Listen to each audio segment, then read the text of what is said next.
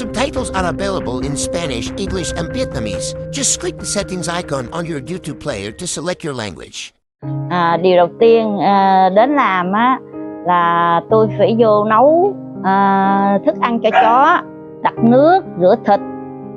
nấu thịt, xong rồi tới nấu cơm, xong xuôi khoảng nhà bếp xong xuôi rồi cơm chó với luộc thịt đồ xong xuôi để đó, rồi bắt đầu vô chuồng chó, làm chó, cho chó ra xe lăn, chó đi chơi.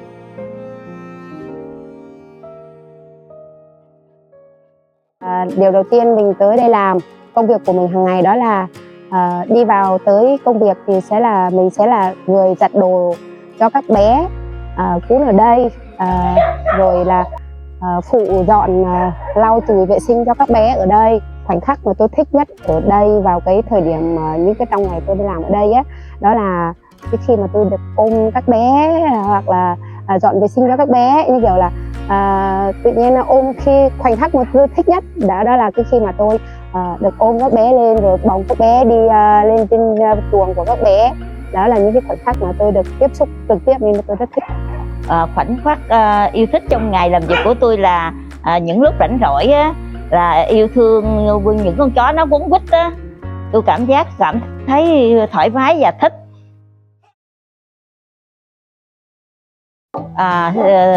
Thí dụ như có những con chó mà nó mến tôi bước đi một bước rồi nó đi theo một bước, đi đâu nó cũng đi theo hết, là vậy. Nhiều khi nó nhìn vào phòng nó không thấy, cái nó đứng ngay nhà tắm, nó thấy trong nhà tắm, nó ngồi ngay cửa nhà tắm nó chờ, là làm cho những cảm thách đó, mình cảm thấy thích thú, cảm thấy thương nó nhiều. Mà gây ấn tượng lớn cho tôi ở đây lần đầu tiên tôi tới làm là bạn bé Na bây giờ là bạn ấy, tại vì là bạn ấy bị cụt mất 2 chân mà các bạn không nhìn thấy thôi, chứ mà tôi nhìn thấy là bạn ấy có 2 chân sau thôi, nhưng mà bạn đi rất là nhanh, bạn chạy rất là nhanh, mà bạn vui chơi rất là không có một vấn đề gì gây ra cho bạn ấy, nên là tôi thấy bạn ấy thì tôi thấy có động lực trong cuộc sống, đó là cho dù như thế nào đi chăng nữa, nếu sao là mình sẽ cố gắng trong cái cuộc sống đó. Thì các bạn thử cái cảm giác đây với tôi, chắc là tôi nghĩ là các bạn sẽ cũng giống như tôi, là sẽ có động lực để cho mình tiếp tục trong cuộc sống này. Thách thức lớn nhất đối với tôi để mà đối mặt trong một ngày làm việc ở đây thì hầu như thì tôi cũng thấy không có gì để mà thách thức quá lớn đâu, tại vì tôi thấy nó rất là bình thường. Chỉ có mỗi cái là mỗi lúc mà mình thường như kiểu là khi mà mình giặt đồ giặt áo cho các bé thì những cái chất thải của các bé nó sẽ như kiểu là nó hôi ấy, nhưng mà mình cảm thấy như kiểu là đối với mình thì công việc thì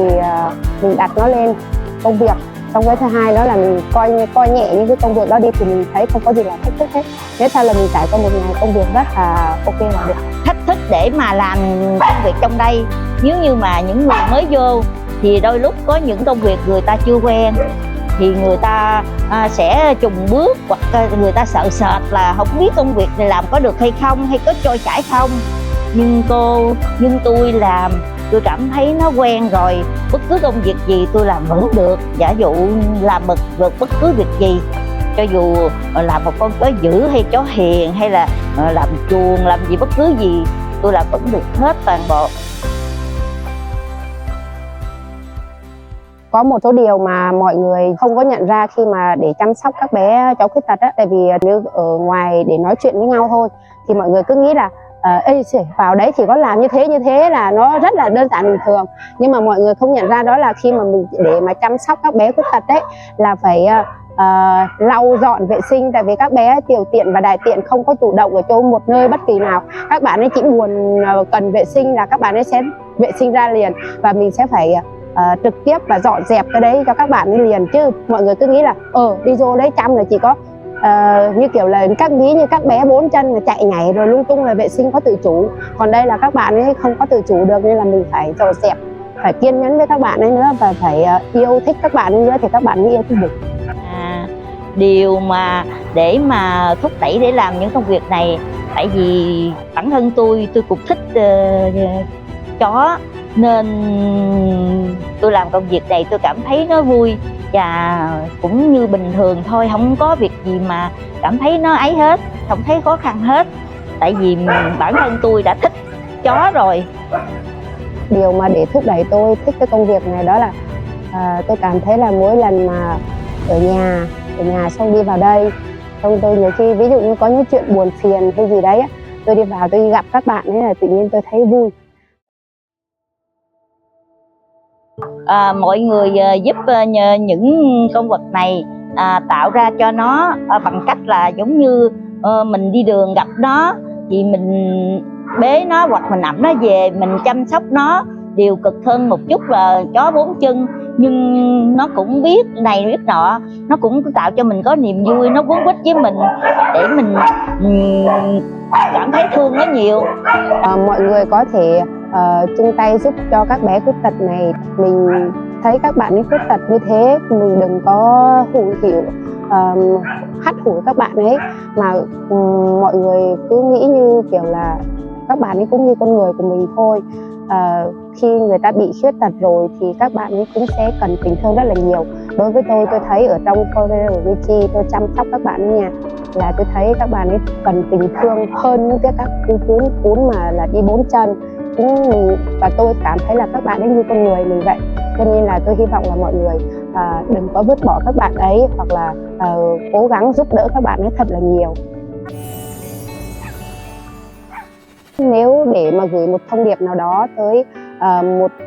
vị khách nào đấy, hoặc là một cái nhà hảo tâm nào đấy muốn nhận một chú cún về nuôi, hoặc là muốn hỗ trợ cho một chú cún khuyết tật ở đây á, thì tôi muốn nhắn gửi tới mọi người đó là khi tình thương mình trao đi thì mình sẽ nhận tình thương đó lại. Cho nên là mọi người khi mà nhận được một chú cún nào ở đây về nuôi thì các bạn đã giúp đỡ cho Forever Witchy được bớt trọng quá tải ở cái nơi chăn nuôi này, để có thể giúp đỡ cho các bạn khác nặng hơn về đây để giúp đỡ cho các bạn ấy tốt hơn theo hàng ngày. Rồi còn những vị khách nào hảo tâm nào mà muốn giúp đỡ cho Forever Witchy để cho các bạn ấy có những bữa ăn, có những cái thuốc thang thật là tốt để cho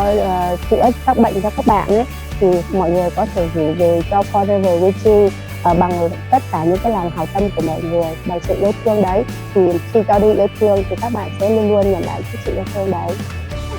Tôi thấy khi mà hai bạn ấy hồi phục được như này thì tôi thấy rất là vui. Tôi tự nhiên tôi thấy thế là chính là thì mình không là cái gì hết, nhưng mà mình có thể chăm sóc trực tiếp các bạn ấy, mình góp được một phần nào đấy để cho các bạn ấy trên cái chặng đường mà bạn hồi phục lại cái sức khỏe các bạn ấy được như thế, thì tự nhiên tôi thấy tôi rất là hạnh phúc. Trời, tự nhiên sao nói chuyện mà cứ khóc nữa trời.